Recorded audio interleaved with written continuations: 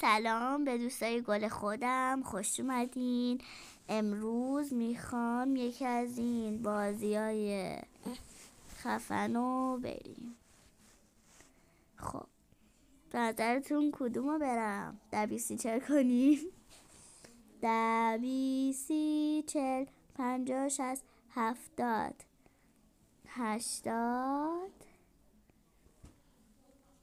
90 100. خب نظرتون کدوم در اومد؟ بله بعضیاتون درست حد زدن. بین اینا نیست ولی میدونی چیه؟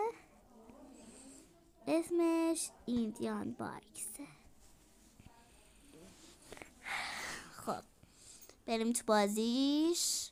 قبل از اینکه شروع کنیم من ستیا هستم، پرچم ترکیه رو انتخاب کردم چون که عوض زبانش رو عوض میکنه، میبینین؟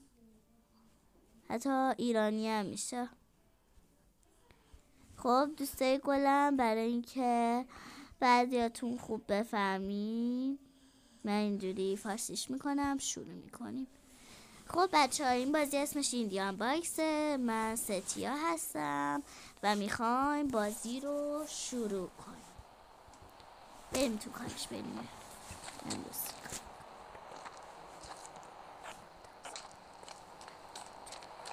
خب بریم سوار ماشین بشیم. ببینیم امروز تو شهر چه خبره.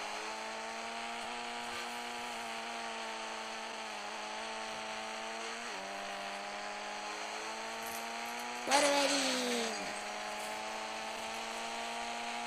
گاز بده گاز بده.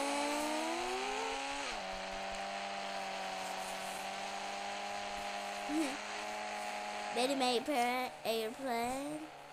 زمین فارسی شده. بریم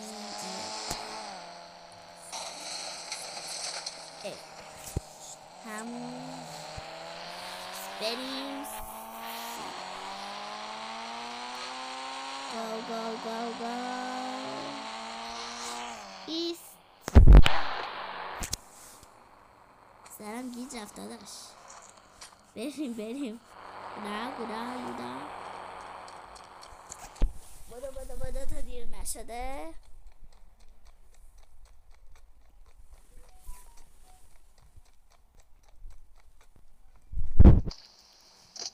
بریم تو کارش.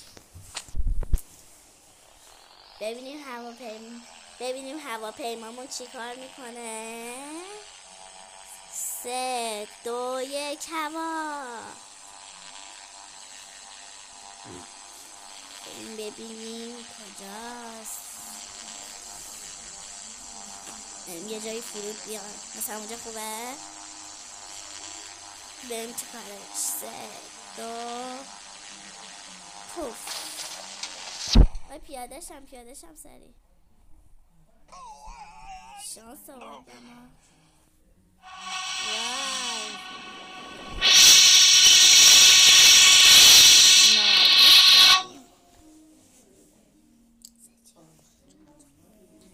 یا ابوالفضل. بچه ها رفت از اول. بریم یه بار دیگه بارشیم. این دفعه به خدا نمیذارم ببینه. وای خب بچه ها فعلا همینقدر بود. تا بعداً خداحافظ. ویدیوهامون رو دنبال کنید و ما رو لایک و سابسکرایب کنید. خداحافظ بچه ها. مش خداحافظ.